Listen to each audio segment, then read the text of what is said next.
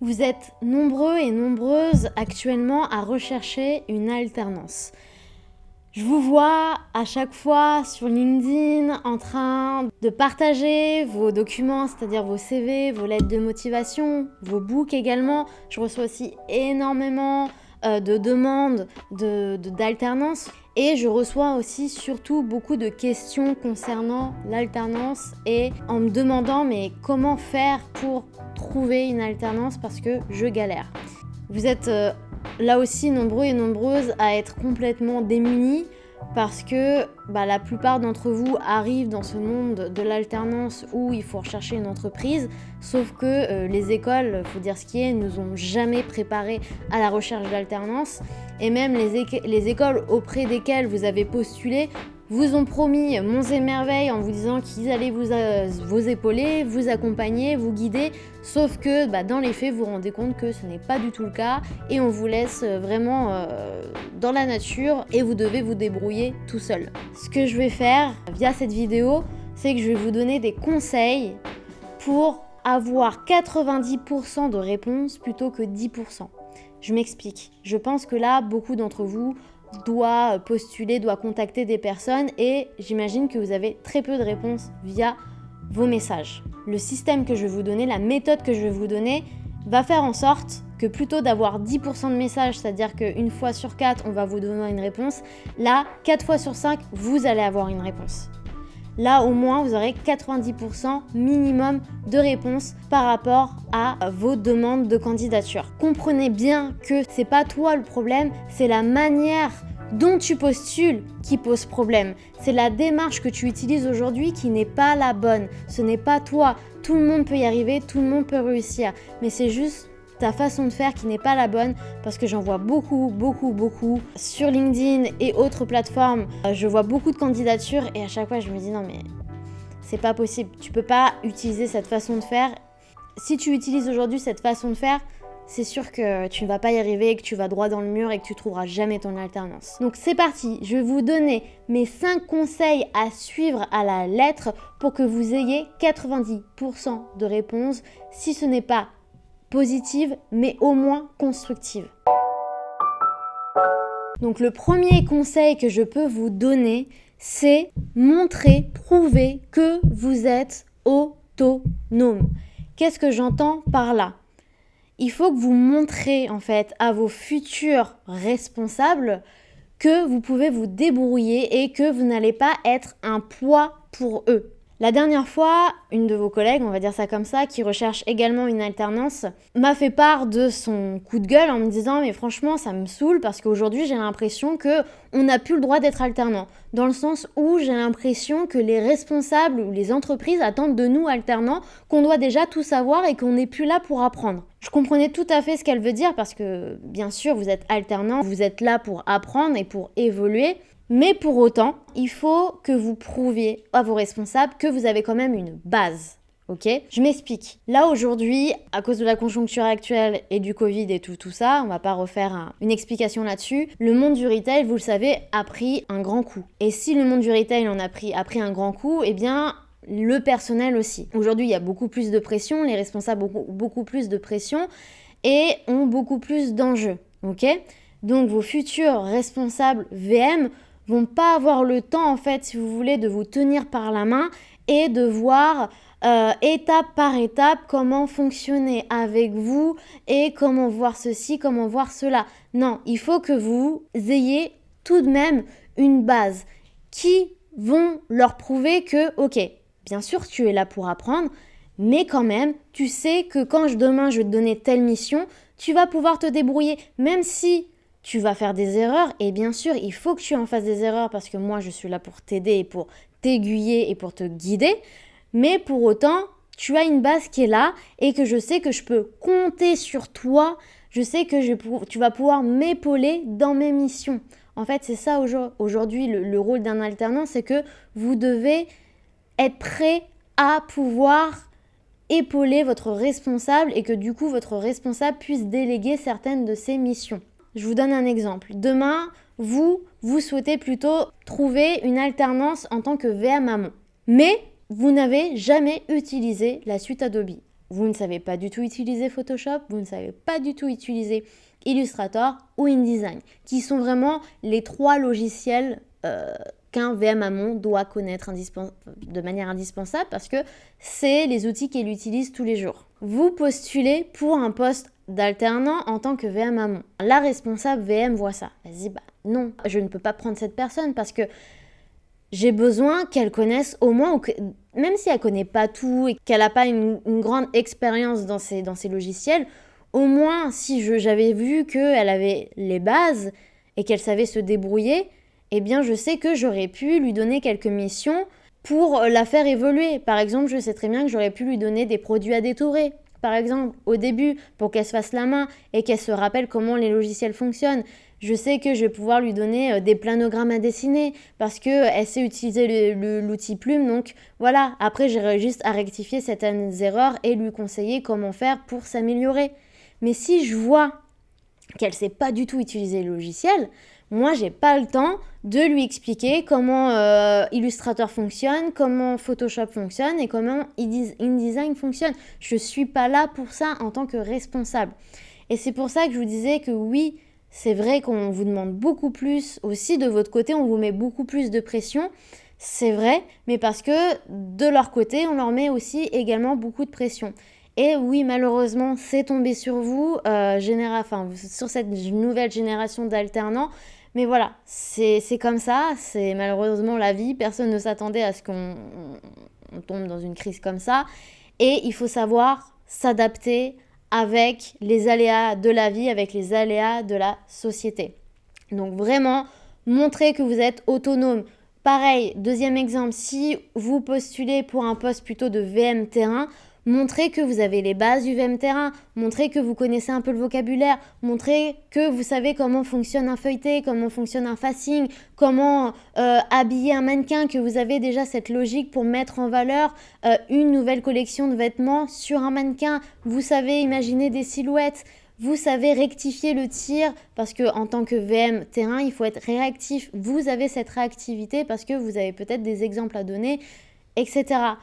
Voilà comment prouver que vous êtes autonome. Donc vous, en fait, il faut que vous fassiez vraiment un travail chez vous de manière indépendante de votre côté, en fait, pour vraiment apprendre déjà quelques petites bases et vraiment montrer le jour où vous allez postuler et le jour de l'entretien que oui, vous êtes là pour apprendre, mais malgré tout, vous avez des notions et que vous pouvez très bien, du coup, épauler la responsable et qu'elle pourra vraiment vous faire confiance. Le deuxième conseil que je peux vous donner et qui est juste indispensable, ayez un book. Vous postulez en tant que visuel merchandiser. Vous entendez bien que dans la détermination de notre poste, il y a le mot visuel. Donc comment prouver que vous pouvez devenir visuel merchandiser si vous ne montrez rien de votre côté de visuel, qu'il n'y a pas un book qui prouve, qui montre votre univers, ce que vous êtes capable de faire, ce que vous aimez faire. Vous ne pouvez pas aujourd'hui penser, postuler auprès d'une entreprise sans avoir de book. Et je vous dis ça parce que moi-même, quand j'étais à votre place, j'ai fait l'erreur. Quand j'ai postulé, moi j'étais à la fabrique, quand j'ai postulé à la fabrique, je me suis ramenée et encore. Donc c'était l'entretien pour la fabrique, c'était pas pour une entreprise. Je suis arrivée à l'entretien pour la fabrique sans book. Moi je sortais d'un BTS commerce international, j'avais jamais eu vraiment cet aspect artistique de book, de trucs machin. Moi c'était un peu le flou en fait, ce côté-là en fait du VM. Et donc je suis vraiment arrivée comme ça à l'entretien, les mains dans les poches. Et du coup, quand je suis arrivée à l'entretien où j'ai eu face à moi un jury, et que un des membres du jury me dit « Ok, c'est bien, je vois que tu as des connaissances en VM, très bien, mais est-ce que du coup tu as un book pour me montrer de quoi tu es capable ?» Et je lui dis « Ah bah... un book ?» Je lui dis « Ah bah non, moi j'ai pas de book à montrer. » Et là, elle m'en a mis un peu plein la gueule. Mais elle avait totalement raison, parce qu'elle m'a dit « Mais c'est impensable que vous venez à un entretien pour devenir VM sans book. C'est juste impossible. Même si vous n'avez pas beaucoup de choses à montrer, eh bien vous aurez pu très bien vous créer des missions en fait. » Et elle avait totalement raison parce que Moi, après être sortie de mon BTS commerce international, j'avais été vendeuse. Et en soi, vu qu'à ce moment-là, je savais que je voulais devenir VM, eh bien, je faisais le merch sur mon stand. Et j'aurais pu prendre en photo pour montrer ce que j'avais fait et en faire un book. Eh ben non, j'y avais même pas pensé en fait. Donc, si je vous dis ça aujourd'hui, c'est que peut-être que certains d'entre vous pensaient que c'était pas indispensable, parce que moi, si je l'ai pensé comme ça, je me dis que d'autres peuvent le penser. Eh bien, si avoir un book pour passer un entretien VM, c'est obligatoire. Et aujourd'hui, vous avez la chance, vous, votre génération, d'avoir énormément de logiciels gratuits pour faire ces books-là. Vous avez Canva qui permet de détourer aussi certains objets. Vous avez d'autres sites d'ailleurs que je vous donnerai aussi en description qui vont vous servir à créer vos books. Et si vous me dites « Ouais, mais moi, Chloé, j'ai pas de mission à montrer parce que j'ai jamais eu d'expérience VM avant ça. J'ai jamais été vendeuse avant ça, donc moi, j'ai rien à montrer. » T'as toujours quelque chose à montrer. Et si tu n'en as pas, invente-les. Ok ? Tu veux être VM et peut-être que tu te dis même passionné par le VM. Eh bien, prouve-le-moi. Montre-moi que tu as la niaque, montre-moi que tu en veux et montre-moi que c'est vraiment ça que tu veux faire. Invente-toi une mission. On a tous une enseigne préférée. Si je te demande quelle est ton enseigne préférée, boum, là tout de suite, t'en as une qui vient en tête. Ok ? Tu as cette enseigne-là. Demain, tu te mets dans la peau d'un visual merchandiser. T'as ta responsable qui te dit « Ok, eh bien moi je veux que demain tu crées une vitrine sur ce thème-là. » Tu t'inventes un thème, celui que tu veux. Ça peut être le thème le plus basique du monde au thème un peu plus recherché. Là, il y en a un qui me vient, c'est Noël.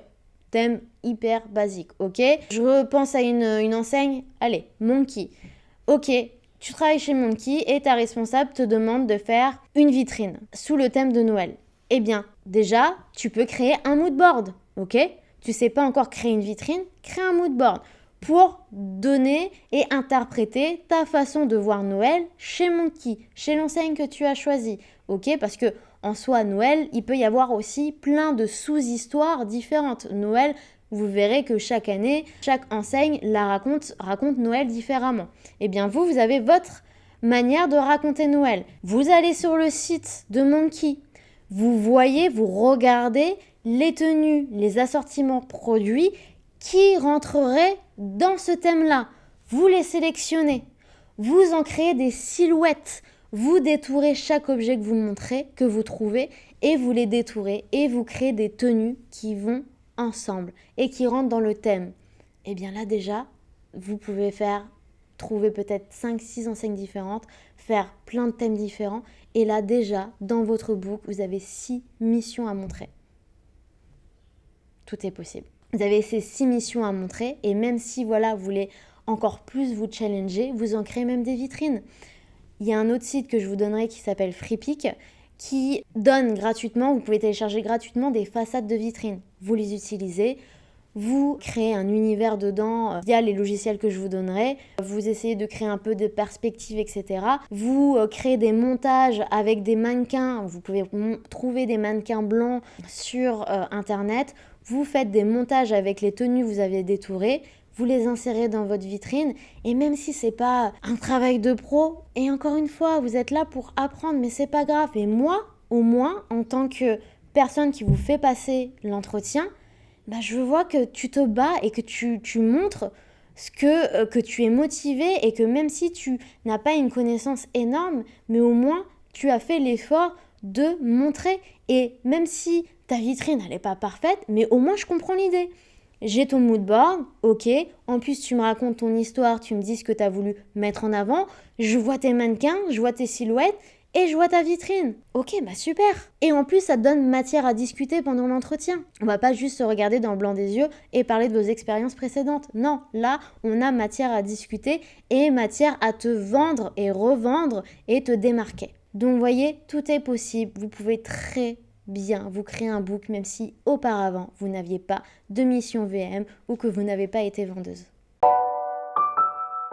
Le troisième conseil, on en a déjà parlé avant, démarquez-vous.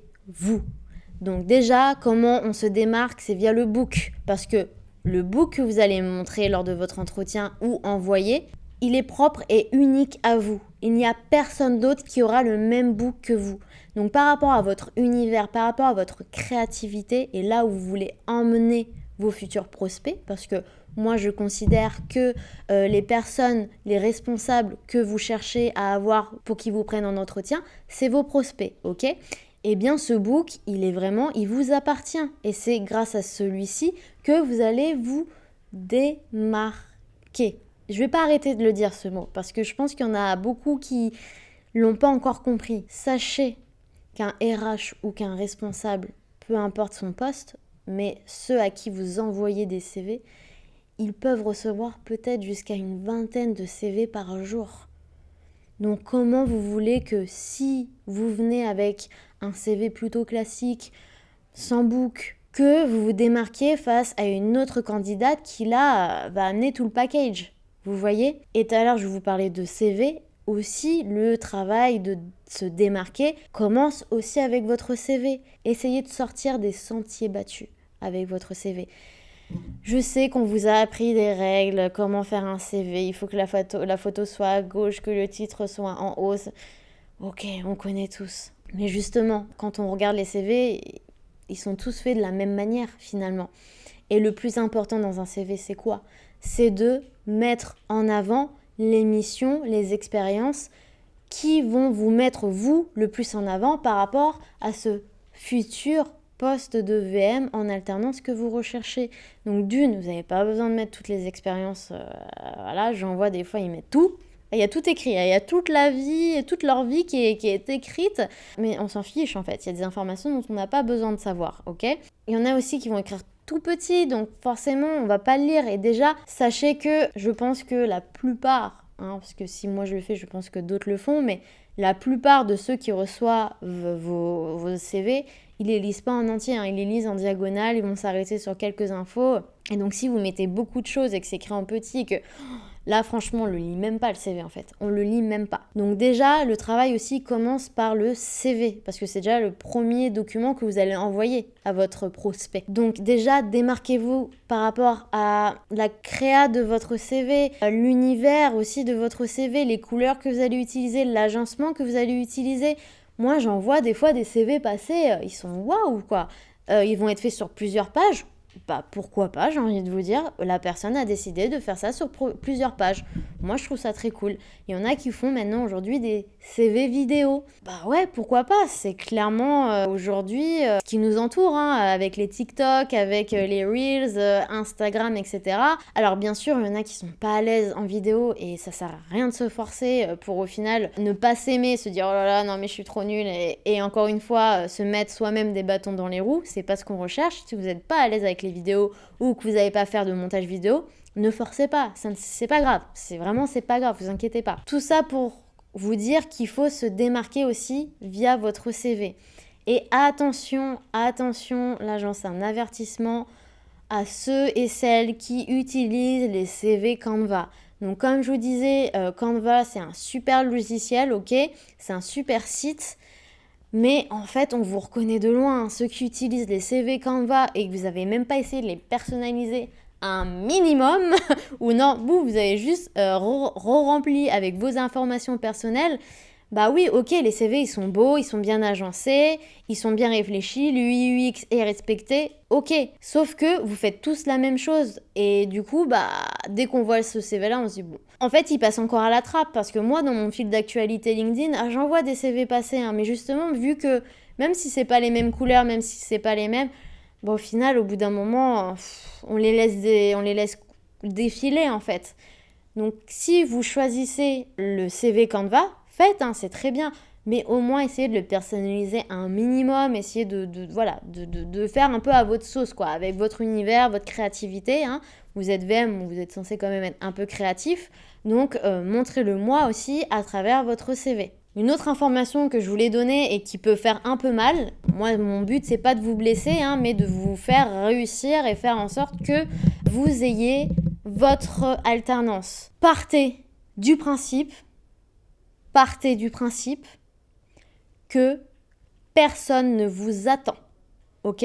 Vous êtes une inconnue parmi tant d'autres. Et c'est pas parce que vous donnez sur LinkedIn ou quoi que ce soit, que vous fassiez la candidature spontanée, vous envoyez votre CV, votre lettre de motivation que ah bon, et aujourd'hui j'ai fait combien? J'ai postulé 5 fois.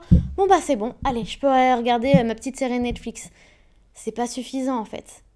Comme je vous disais, vous n'êtes pas attendu. Peut-être qu'en plus, candidature spontanée, ils ne recherchent pas forcément d'alternants. Donc, si, encore une fois, vos documents, donc quand je dis documents, votre CV, lettre de motivation, e-book, vous ne démarquez pas plus qu'une autre, bah ça va passer dans les spams ou ça va passer à la poubelle, quoi. On va même pas prendre le temps de regarder votre candidature. Donc, les mots que je dis sont peut-être durs, peut-être qu'il y a certains d'entre vous qui vont mal prendre ce que je dis, mais moi je dis pas ça vraiment pour vous rabaisser ou quoi, au contraire, c'est pour vous faire comprendre que vous, en tant que personne, vous êtes parfaite, il n'y a rien à changer, ok? Vous avez l'expérience que vous avez énormément de qualité, j'en suis sûre. Ce qui pose problème, c'est votre façon de candidater, c'est votre démarche qui n'est pas la bonne. Et c'est ça que j'essaye de vous faire comprendre et de vous faire changer pour que vraiment vous ayez le plus d'entretiens possible. Donc le 4e conseil que je peux vous donner, c'est d'être sur LinkedIn. Donc pour peut-être certains ou certaines d'entre vous qui regardent cette vidéo, vous allez dire « Bah oui, c'est évident, moi j'y suis ». Et peut-être que pour d'autres, non, ils n'y avaient même pas pensé. Mais ceux et celles qui se disent « Bon bah c'est bon, check, moi je suis sur LinkedIn, je peux passer à l'autre conseil ». Parce qu'il y a être sur LinkedIn et être sur LinkedIn, ok? Parce que moi j'en vois encore une fois beaucoup qui sont sur LinkedIn, mais qui ne savent pas utiliser ce logiciel, enfin c'est pas un logiciel, mais cette application, cette plateforme de manière efficiente. Ok les gars? C'est pas parce que vous créez un compte et que vous rajoutez quelques personnes et que vous partagez votre CV et votre lettre de motivation que ça y est, ça va faire le job.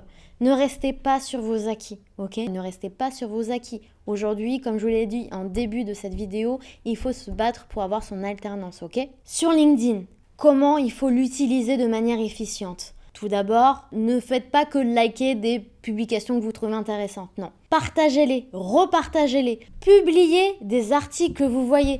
Publiez des choses que vous trouvez intéressantes sur le visual merchandising et pas que. Ok, vous avez le droit d'avoir un univers à côté du visual merchandising. Mais quand je vous dis de repartager, c'est pas juste vous appuyez sur le bouton je partage et ça s'arrête là. Pourquoi vous avez partagé ça? Pourquoi? Qu'est-ce qui vous a attiré dans cette publication? Qu'est-ce que vous avez trouvé intéressante? Ou au contraire, qu'est-ce qui vous a fait ne pas aimer cette publication-là? Ne mettez pas juste un emoji « pas content ». Non, expliquez pourquoi vous n'aimez pas ou expliquez pourquoi vous l'aimez cette publication. Parce qu'en expliquant, en fait, c'est encore une fois, par rapport au conseil numéro 2, je crois que je vous avais donné, c'est votre manière, encore une fois, de vous démarquer par rapport à d'autres. Parce que vous donnez votre avis. Et que peut-être les arguments que vous allez donner, c'est exactement les mêmes arguments qu'une responsable VM se disait et qui peut-être potentiellement recherche une alternante. Et peut-être même pas.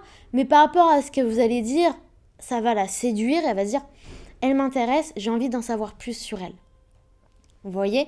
Donc, repartagez. Écrivez des articles. Aujourd'hui, sur LinkedIn, vous pouvez écrire des articles, oui. Et quand je vous dis d'écrire des articles, n'imaginez pas un article sur 5 pages, 10 pages, 20 pages, non. Ça peut même prendre qu'une page. Mais vous avez envie de parler de quelque chose sur le visual merchandising, eh bien, écrivez-le. Mettez des images, c'est faisable aujourd'hui. Et surtout aussi, relisez-vous, parce que les fautes d'orthographe, vraiment, c'est très, très, très important. Alors, après moi-même, j'en fais des fautes d'orthographe, ça peut arriver, mais on est en France. Là-dessus, les fautes d'orthographe, le français est très pointilleux, ok? Donc, faites attention aux fautes d'orthographe et si jamais vous écrivez un article, faites-vous relire. Mais tout ça pour vous dire qu'il y a plein d'outils sur LinkedIn qui sont vraiment là et que vous pouvez utiliser. Moi, j'en vois des personnes qui disent... Qui partagent leurs documents et qui se disent passionnés par le VM. Mais moi, je ne le vois pas, ça. Et moi, j'ai besoin de le voir. Et c'est comme ça que je vais le voir que vous êtes vraiment passionné et que vous avez vraiment envie de vous battre et d'avoir cette alternance. Et c'est là aussi que moi, je vais voir, conseil numéro 1, que même si vous n'avez pas une connaissance hyper poussée dans le VM, mais que vous, comme tellement vous avez la niaque, que je sais que vous allez être autonome et que vous allez vous débrouiller, que vous allez vous battre et que je ne vais pas devoir t'apprendre par A plus B comment ça marche le visual merchandising. Vous voyez ce que je veux dire? Donc vraiment utiliser LinkedIn de manière efficiente. C'est pas juste l'histoire de s'inscrire, c'est pas juste histoire de partager ou ces documents ou d'écrire un message. Coucou, je recherche une alternance, voici mes documents. C'est pas que ça LinkedIn. Et bien sûr, ça me fait rebondir sur le fait que LinkedIn, c'est une mine d'or de contacts, ok? Vous avez tous les RH, vous avez tous les responsables, vous avez tous les directeurs VM. N'ayez pas peur de les rajouter. Allez-y, ok? Parce que vous le savez, peut-être ceux qui utilisent déjà, tant que vous ne les avez pas rajoutés et que tant que les personnes ne vous ont pas accepté, vous ne pouvez pas leur écrire de message. Franchement, LinkedIn aujourd'hui, c'est vraiment une pépite pour trouver son alternance, même son premier job, tout ce que vous voulez. Mais tout ça pour vous dire, oui, il faut être sur LinkedIn. C'est très bien ceux et celles qui y sont, mais utilisez-le de manière efficiente. Mon 5e conseil, changez votre manière de prospecter, s'il vous plaît. Franchement, j'en ai marre de recevoir toujours ces mêmes messages qui sont « Bonjour, je m'appelle XXX, je recherche une alternance pour la rentrée 2021. Voici mon CV, ma lettre de motivation et mon book. Bonne journée !» Est-ce qu'on se connaît, toi et moi ? Est-ce que je travaille pour toi ? Est-ce que je te dois quelque chose ? Donc, qu'est-ce que c'est cette manière, en fait, de prospecter et de vouloir me donner envie ? C'est ça ta manière de me donner envie d'en savoir plus sur toi ? C'est un peu bizarre comme façon de faire, vous êtes bien d'accord avec moi ? Je vais vous prendre un exemple. Demain, je change de voie. Je veux devenir réalisatrice X scénariste, ok ? Je veux réaliser un film, mais malheureusement, manque de budget. Du coup, il me faut des investisseurs. Ok, jusque-là, vous me suivez. Du coup, moi, ma manière de draguer mes investisseurs, ça va être la suivante. Bonjour, je m'appelle Chloé Janiga, je souhaite créer un film, mais malheureusement, j'ai un manque de budget. Alors bien sûr, bon voilà, j'exagère, hein. Voici le scénario que je souhaite réaliser et je leur envoie un PDF. Vous êtes l'investisseur. Est-ce que vous allez cliquer ? Déjà, cliquer, hein, c'est une action, le fait de cliquer. Vous savez qu'il y a des sites qui galèrent à créer l'action. Donc là, il faut que vous ayez envie de faire cette action, de cliquer sur le document pour en savoir plus, en sachant que vous avez toute votre vie. Hein. Vous avez vos problèmes familiaux, vous avez vos problèmes au travail, etc. Et vous recevez ce message. Entre vous et moi, est-ce que vous allez lire ? Est-ce que vous allez cliquer sur le document pour en savoir plus ? Non, soyons honnêtes, vous n'allez pas regarder. Donc pourquoi moi ou une autre personne, parce que je sais que vous envoyez ce genre de message à d'autres personnes, pourquoi eux, moi, allons faire l'effort de cliquer sur votre CV, sur votre lettre de motivation pour en savoir plus sur vous. En plus, en sachant que moi du coup, il y en a beaucoup qui m'envoient des messages, mais je ne recherche pas d'alternance. Donc après, très bien, il faut le faire, hein. Ça peut quand même, mine de rien, créer des postes. Sauf que moi, aujourd'hui, c'est pas possible vu que je me suis lancée dans la formation. Mais voilà, tout ça pour vous dire que ça, c'est énormément d'énergie dépensée pour rien. Parce que peut-être qu'il y en a qui passent leur journée à faire ça et qui se disent à la fin de la journée ou 2-3 jours après « Ah là, mais je comprends pas, franchement, j'envoie 10 CV par jour. J'ai bien mon tableau Excel où je comptabilise tout, mais je reçois rien du tout. Franchement, c'est trop dur, c'est trop compliqué aujourd'hui à cause du Covid de trouver son alternance. » Non, oui, c'est compliqué, bien sûr, on en a déjà parlé, mais vous comprenez bien que c'est pas vous le problème, mais c'est votre façon de faire le problème. Là, vous donnez pas du tout envie qu'on en sache plus sur vous, ok ? Donc ça, je ne veux plus le voir, Et encore, moi, vous savez, c'est pas le pire. Ça encore, je peux comprendre parce qu'il y a très peu de personnes qui vous ont expliqué comment faire et peut-être que ce sont les écoles qui vous disent de faire ça comme ça. Et encore une fois, c'est pour ça qu'aujourd'hui, je fais cette vidéo-là parce que ma vidéo, elle est vraiment dans un but de vous aider, ok, de vous aiguiller, de vous guider. Et pour en revenir à cette petite anecdote, un jour, j'ai quand même reçu un message d'une personne avec qui je n'avais jamais parlé, ok, que je ne connaissais d'aucun endroit, qui a osé m'écrire en me demandant « Hello, j'ai vu que tu connaissais du monde dans le milieu du visual merchandising. Est-ce que tu peux repartager mon CV et ma lettre de motivation parce que ça pourrait m'aider à trouver mon alternance plus facilement ?»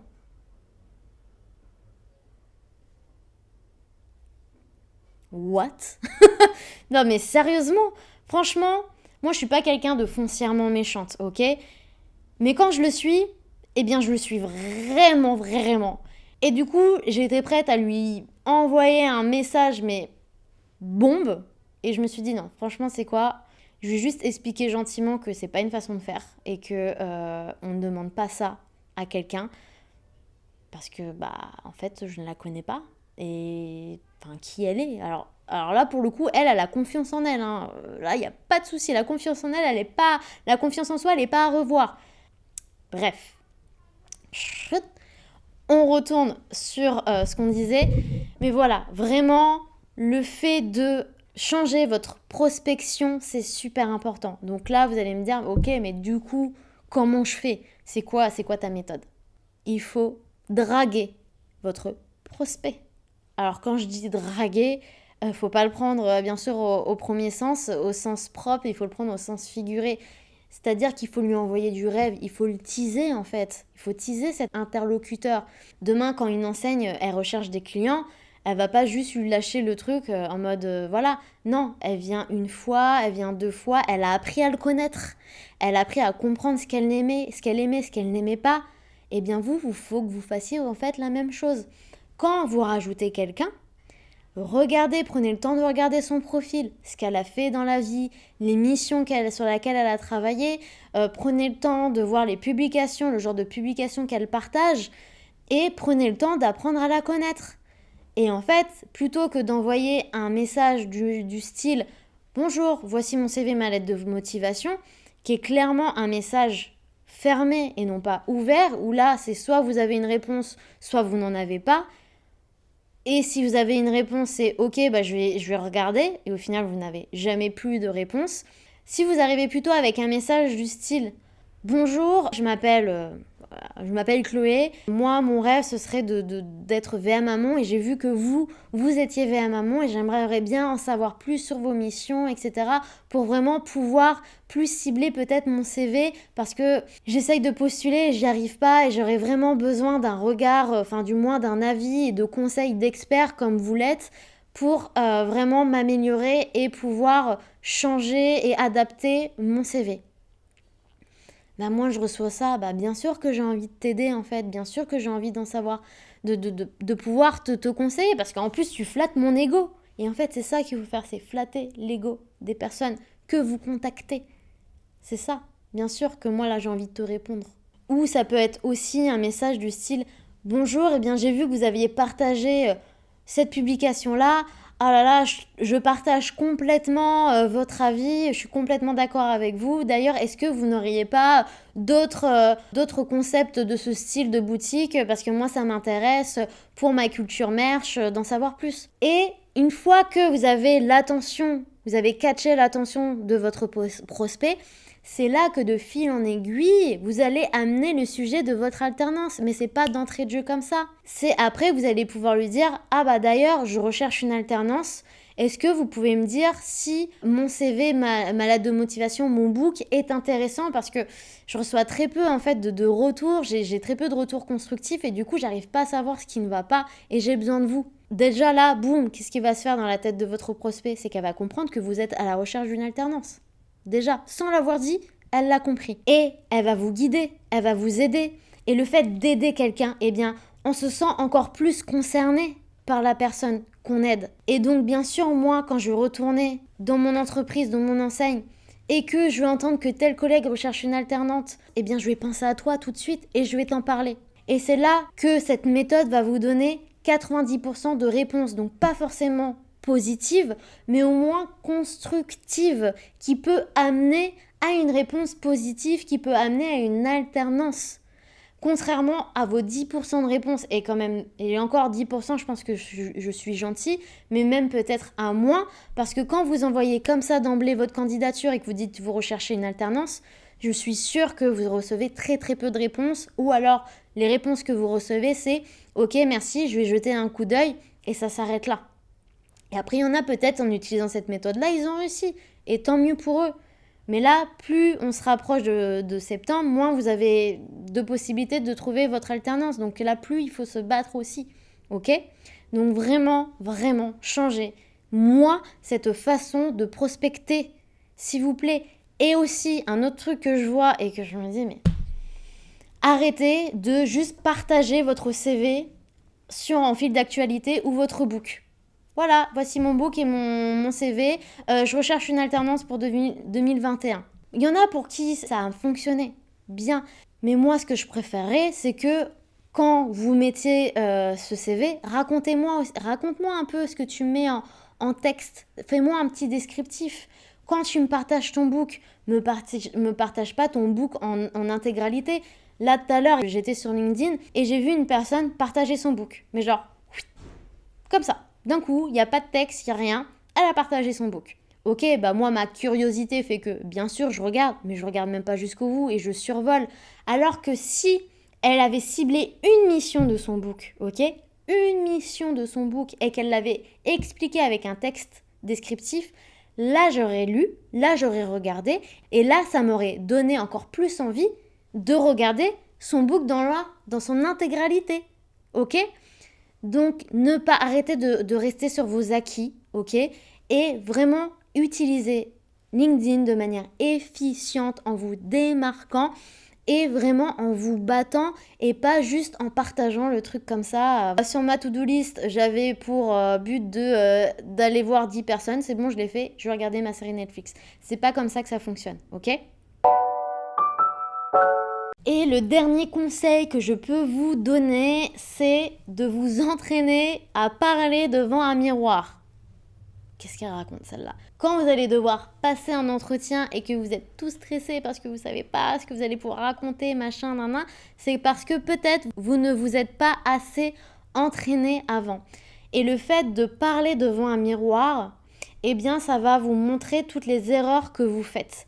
Peut-être des erreurs de gestuelle, parce que peut-être que vous mettez trop de mains parce que vous êtes stressé et que du coup l'interlocuteur, quand vous parlez, il voit que ça.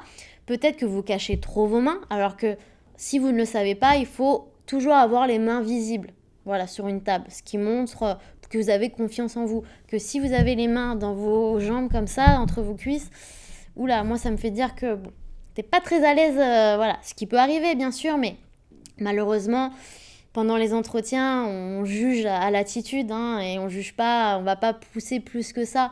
Donc vraiment ça, rien que l'attitude, c'est important et l'attitude, on la change quand on arrive à la changer, quand on s'entraîne devant son miroir. Le fait aussi de vous entraîner devant votre miroir, ça va vous aider à avoir un discours, à avoir un fil rouge dans votre discours. Parce que, eh bien, je pense que vous l'avez déjà remarqué, pour ceux et celles qui ont passé peut-être plusieurs fois les entretiens, mais y a les mêmes réponses qui se répètent. Donc déjà, quand vous parlez de votre miroir, vous pouvez vous écrire toutes les questions auxquelles vous pensez et qu'on peut vous poser pendant un entretien, et vous pouvez du coup répondre à ces questions devant votre miroir. Et en fait, du coup, au fur et à mesure de vous entraîner, eh bien, vous allez les connaître par cœur, en fait, ces réponses.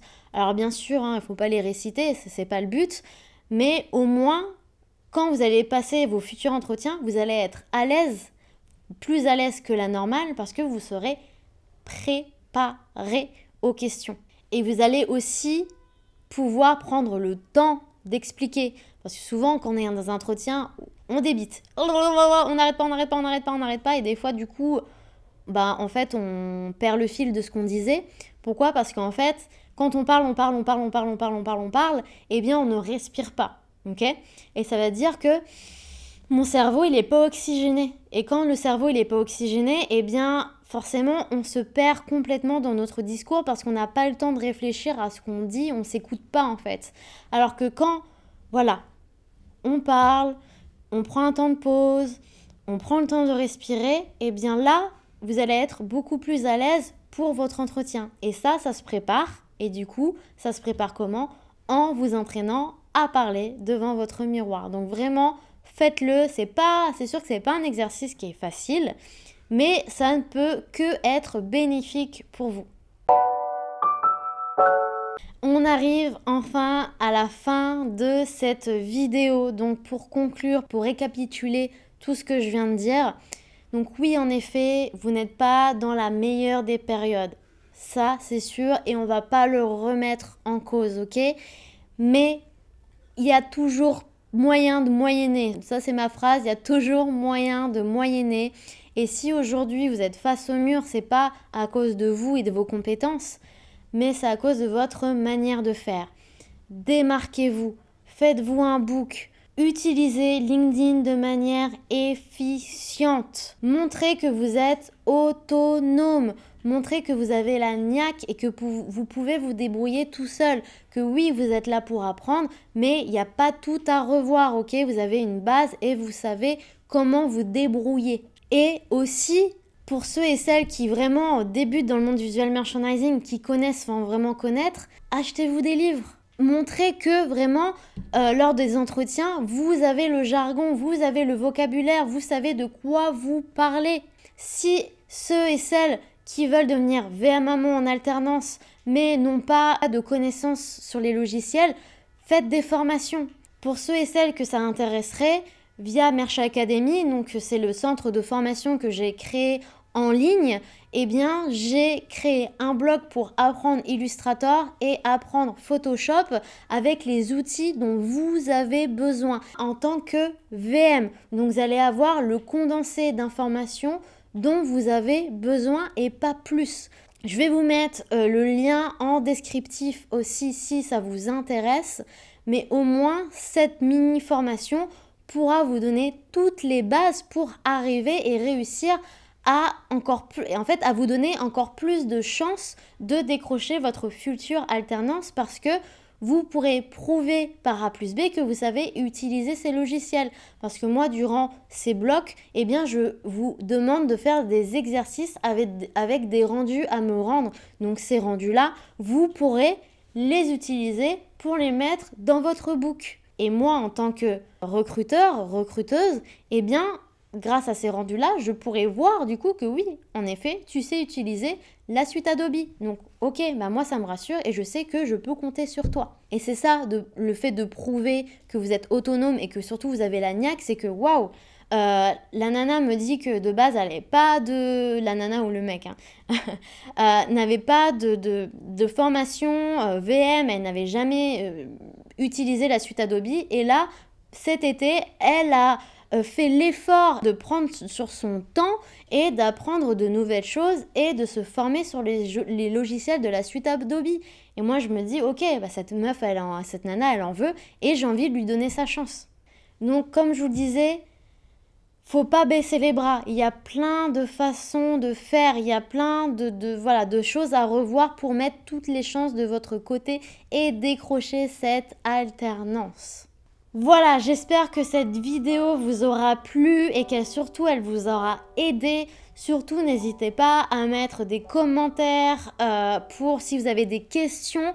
Moi, je suis là pour vous aider, pour continuer à vous guider, vous aiguiller. Et j'espère surtout que je ne vous ai pas vexé sur les choses que j'ai pu vous dire. Car encore une fois, je ne dis pas ça pour vous rabaisser, mais pour vous réveiller et pour vous faire comprendre que cette façon de faire n'est pas la bonne. Et que vraiment, moi, mon but, c'est de vous aider et de faire en sorte que vous décrochez votre alternance pour pouvoir goûter à ce fabuleux métier qui est le visual merchandising. Sur ce, je vous souhaite une très bonne journée ou une très bonne soirée, ça dépend, mais on se dit en tout cas à très bientôt. Salut, salut!